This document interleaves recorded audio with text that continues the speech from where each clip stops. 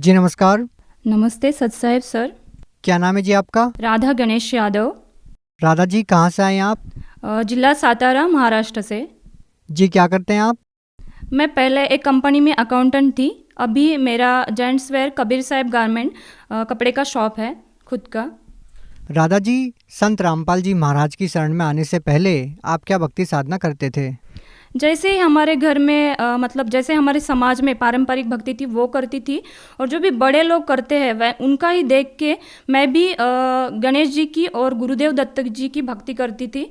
मेरे को ना बचपन से ही भगवान बहुत प्रिय लगते थे। उनकी मूर्ति ना जहाँ कहीं भी मैं अपने पिताजी के साथ जाऊँ तो वहाँ से मूर्ति खरीद के लाती थी, घर में उनको बिठाती थी मंदिर में, और उनके साथ घंटों बातें करती थी कि आप भगवान हो, आप कभी तो सामने आओगे। ऐसे में भक्ति करती थी। तो मैं ऐसे ही बचपन से भक्ति करती थी। जैसे जैसे मैं स्कूल जाने लगी, बड़ी होने लगी, जब मैं कॉलेज में गई थी तब मैं महाराष्ट्र में संतों की भूमि है तो मैंने ज्ञानेश्वरी ग्रंथ पढ़ा, भगवत गीता पढ़ी, तो उसमें से मेरे को इंटरेस्ट आने लगा कि ये कुछ अच्छा है।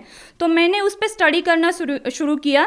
जैसे कि वहाँ को रात को 9 से 12 बजे उनके प्रवचन होते थे, कीर्तन होते थे, वो मैं सुनने जाती थी, डायरी लेके जाती थी, मैं सब नोट करती थी कि वो एक अध्याय लेते हैं या फिर एक दोहा लेते हैं और उस पर वो विस्तारित से बात करते हैं, बताते हैं कि हमने कैसे जीवन जीना है, नहीं जीना है। तो मेरे को वो अच्छा लगने लगा, तो मैंने भी उस पर स्टडी किया और मैं भी खुद एक वक्ता बन गई। मैं भी प्रवचन करने लगी कॉलेज के टाइम में ही।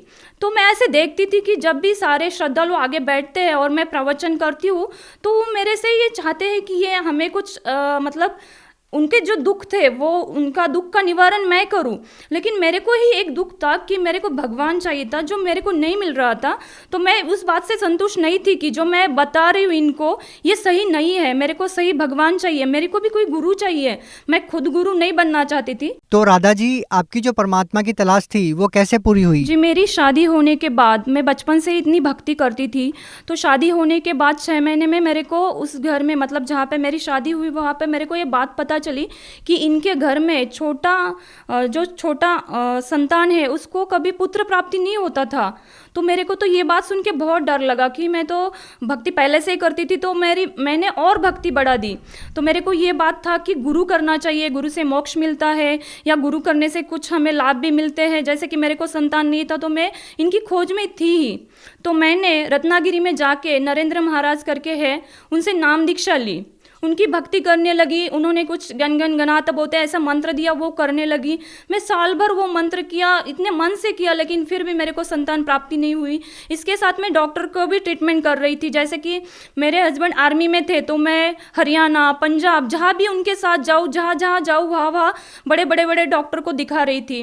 जैसे कि मैं दिल्ली में भी आई थी तो सबसे बड़ा RR हॉस्पिटल करके है, वहाँ बहुत सारे बाहर से डॉक्टर आते हैं, मतलब परदेशी से डॉक्टर आते, तो उनको भी दिखाया था। मेरे मतलब डॉक्टर लोग बोलते थे कि आपके रिपोर्ट्स नील है, आप में कोई ऐसा इशू नहीं कि आपको संतान ना हो, लेकिन फिर भी संतान नहीं हो रही थी। वैसे भी मैं आध्यात्मिक में ज़्यादा रुचि रखती थी तो मैं भगवान पे भरोसा करती थी कि है भगवान तो वो मिलेगा। तो मैं ऐसी ही भक्ति करती रहती थी। तभी एक दिन मेरे हस्बैंड ने जम्मू कश्मीर से मेरे को फ़ोन किया और उन्होंने संत रामपाल जी महाराज जी के बारे में मुझे बताया कि ऐसे ऐसे संत हैं और उनका मैं आपको एक ज्ञान गंगा करके बुक कुरियर से भेज रहा हूँ, आप वो पढ़ना। उनके सत्संग आते हैं, उनके सत्संग आते वो भी सुनना, एक मेमोरी कार्ड भी लेना, मतलब डाउनलोड करना यूट्यूब से। ऐसे करके मेरे को उन्होंने सब बात बताया कि आप ढूंढ लो, सर्च करो तो आपको उनके सत्संग भी मिलेंगे। तो उन्होंने मेरे को बुक भेजा तो मैंने वो बुक पढ़ना शुरू किया, फिर उनके सत्संग देखना शुरू किया। जैसे कि मैंने आपको बताया मेरे को आध्यात्मिक पहले ही रुचि थी, जो मैंने ग्रंथ भी पढ़े थे, तो अब मेरे समझ में आने लगा कि सच में इनमें तो संत रामपाल जी महाराज जी ने प्रूफ के साथ बताया है कि भगवत गीता में क्या है, ज्ञानेश्वरी में क्या है। और मैं जो पढ़ रही थी या मैं भी प्रवक्ता बन के किसी को सुना रही थी वो तो सब गलत था। जो मैं किसी को बता रही थी वो शास्त्रों के विरोध था। और जो मैं अभी ज्ञान गंगा बुक में पढ़ रही हूँ, जो मैं टीवी चैनल पे देख रही हूँ कि वो एक अध्याय का अर्थ प्रमाण के साथ बता रहे, तब वो बात मेरे समझ में आई। मैंने पूरा पुस्तक पढ़ लिया, उनका सत्संग भी सुना और ये सब ज्ञान समझ के मैंने संत रामपाल जी महाराज जी की नाम दीक्षा बरवाला आश्रम सतलोक हरियाणा में जाके 25 दिसंबर 2013 को मैंने जाके संत रामपाल जी महाराज जी से नाम दीक्षा ली। आपने बताया कि आपने संत रामपाल जी महाराज से नाम दीक्षा ली। आपने बहुत सारे गुरु बनाए, उनको अपनी समस्या भी बताई, लेकिन इसके बावजूद भी आपको कोई समाधान नहीं मिला। डॉक्टर्स के पास भी आप गए अपनी समस्या को लेके, बहुत सारा ट्रीटमेंट भी आपने करवाया, लेकिन जब आप संत रामपाल जी महाराज के आश्रम में जाते हैं तो आपकी संत रामपाल जी महाराज से क्या बात होती है? क्या उनसे आप मिल पाते हैं? क्या आपने अपनी समस्या संत रामपाल जी महाराज को बताई? जी, बहुत अच्छा क्वेश्चन किया सर आपने, क्योंकि मैंने जैसे आपको बताया कि मैंने पहले 2 गुरु किए थे।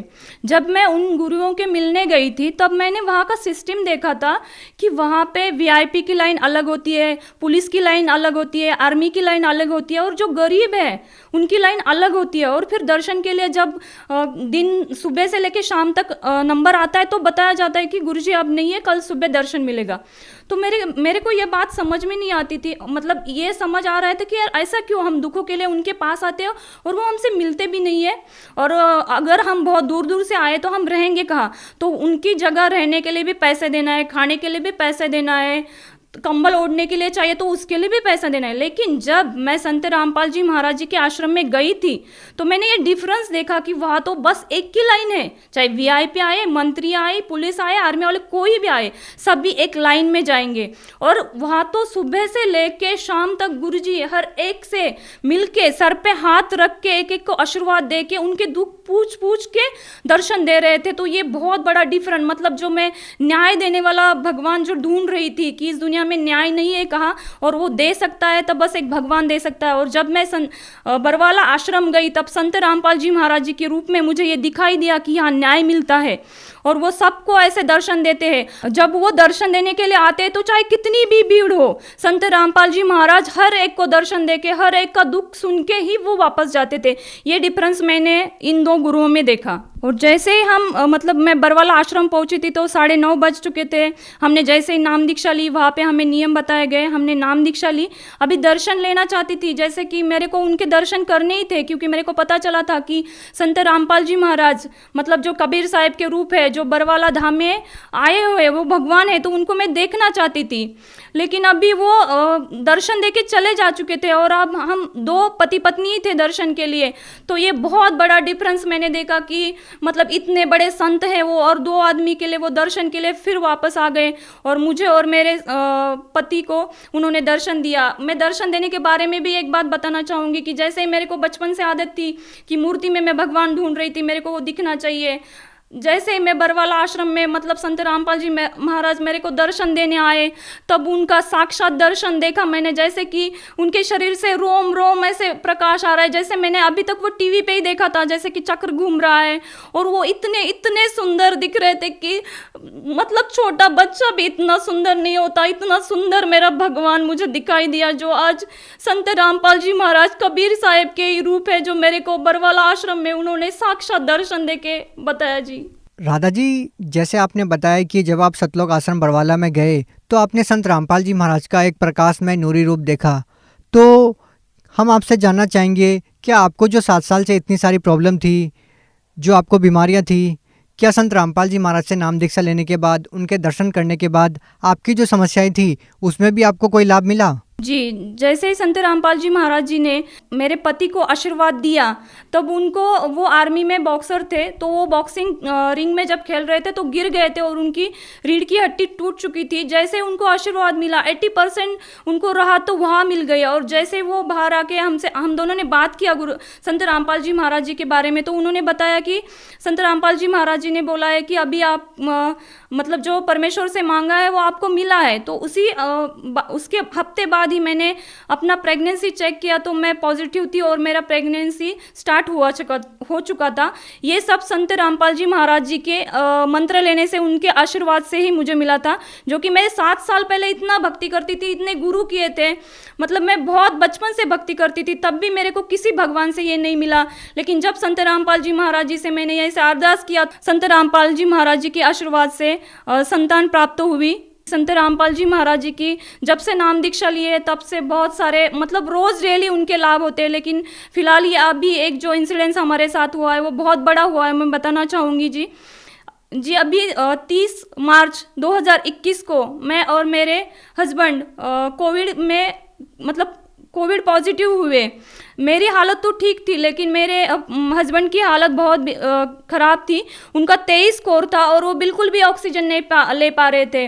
आईसीयू में 7 दिन मैं उनके साथ थी। मतलब जैसे उनका ऑक्सीजन निकाल जाए तो मछली की तरह तड़प रहे थे और इतने सीरियस थे मेरे पति। तो एक दिन डॉक्टर ने बोला कि अभी इनका ऑक्सीजन लेवल 100 सैचुरेशन रखने के बाद भी इनको सांस लेना नहीं आ रहा है, तो भी यहाँ से गला काटना पड़ेगा और यहाँ से नलियाँ डाल के उनको ऑक्सीजन देना पड़ेगा। मेरे को इस बात से बहुत डर लगा। नहीं, मेरे मतलब जो परमेश्वर की मैं भक्ति करती हूँ, संत रामपाल जी महाराज जी की, तो इसमें से ऐसा तो नहीं होगा। तो मैंने उस टाइम तो डॉक्टर को कुछ भी बात नहीं बोला, मैं शाम को आपसे बात करूँगी ऐसे करके बोला।